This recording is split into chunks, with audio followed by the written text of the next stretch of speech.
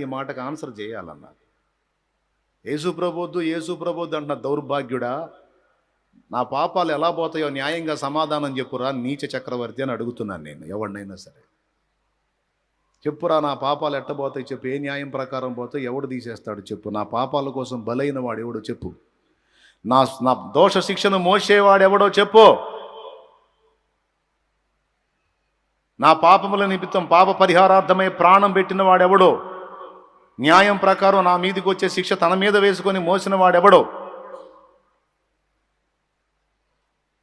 లేకపోతే ఇంకో టైపులో ఎలా పోతాయి చెప్పు నా పాపాలు చెప్పండి, మీరు చెప్పండి.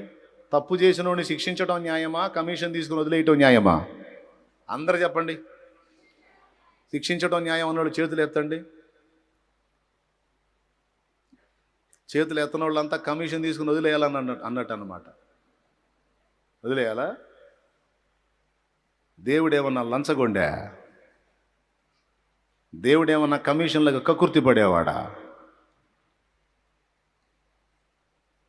దేవుడా వాడు నాకు అన్యాయం చేశాడు నాయన, నీకేదో ఏదో అర్పించాడని వాడిని వదిలేస్తున్నావు, నా గతి ఏంటంటే నోర్మయ్య వెధవాయ్, వాడు దొంగో దొరో, వాడు నా కార్యాలు చేశాడు, మరి నువ్వేం చేసావు వెధవా పో అంటాడా?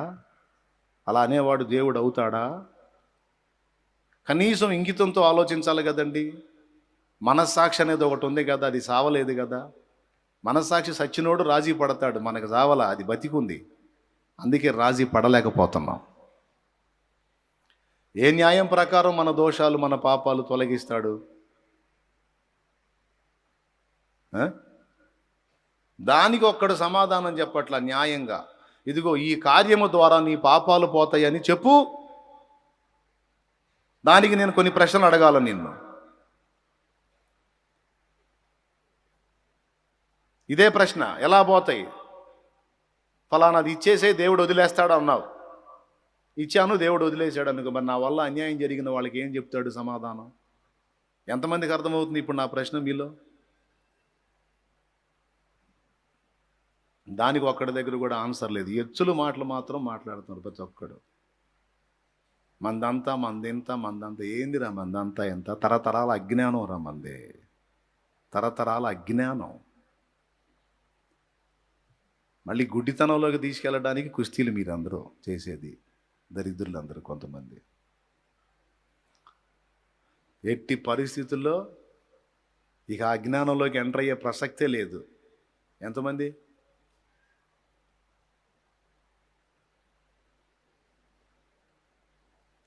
ఏందనుకున్నా మరి? సత్తా బతుకుతా ఎత్తుకుంటారు. అందుకే చెప్తున్నా,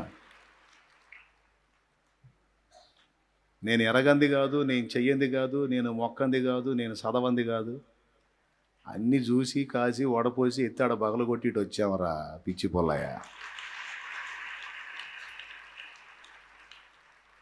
దేవునికి స్తోత్రం. న్యాయంగా మన పాపముల కొరకు నేను గతంలో మొక్కినోళ్ళు ఎవ్వరూ ఏమీ చెయ్యాల. ఇంకా చెప్పాలంటే వాళ్ళ పాపాల లిస్టే బోల్డ్ అంత ఉంది. అసలు తాము పాపులమని నేను మొక్కిన వాళ్ళు వాళ్ళే ఒప్పుకున్నారు. తాము పాపులై ఉండి మళ్ళీ నేను పాపినై ఉండి ఇక మొత్తం క్యూలో నిలబెడితే మమ్మల్ని మొత్తం రక్షించేవాడు ఎవరు? మా పాపాలకు జవాబు చెప్పినవాడు ఎవరు? ఆ పాపాలు పోకపోతేనేమో బతుకులో మనశ్శాంతి లేదయ్యా, సచ్చిన తర్వాత నరకమయ్యా, ఈ రెండింటి నుంచి కాపాడే దిక్కేవుడు. ఇంతకు పాపాలు ఎట్టబోతాయి? ఒక్కటే, తప్పు చేసిన వాడికి శిక్షే న్యాయం. లంచం తీసుకొని కమిషన్లు తీసుకొని వదిలేయటం అన్యాయం. చెప్పండి, తప్పు చేసిన వాడికి శిక్ష న్యాయమా, లంచం న్యాయమా? గట్టిగా చెప్పాలి. రైట్. ఇప్పుడు ఇక్కడ ఎంతమంది శిక్ష అని వేశారు కేక? సూపరు. అసలు నేను ఇంతవరకు ఒక పాపం కూడా చేయలేదు అన్నోళ్ళు చేతులు ఎత్తండి. ఇంతవరకు నేను ఒక పాపం కూడా చేయలేదు అన్నోళ్ళు చేతులు ఎత్తండి. చూడండి, ఇంతమంది జనంలో ఒక్క చెయ్యన లేచిందేమో చూడండి. ఎందుకు? అందరి మనస్సాక్షి పనిచేస్తుంది.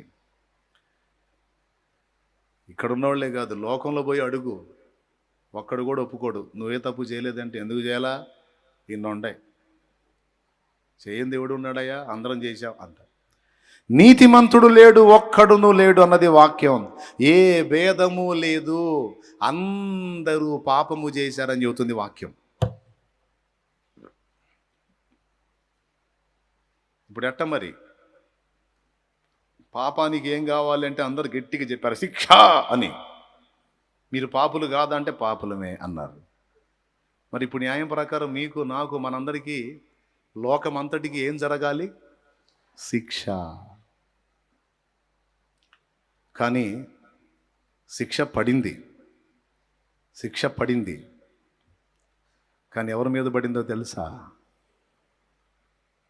మనందరికీ ప్రతిగా తన్ను తానే అర్పించుకున్న దైవ కుమారుడి మీద పడింది శిక్ష.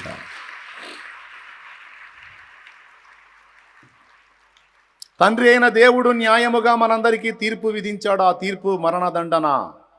మన దోషములకు మనకు వచ్చిన శిక్ష మరణదండన, ఘోరమైన మరణం.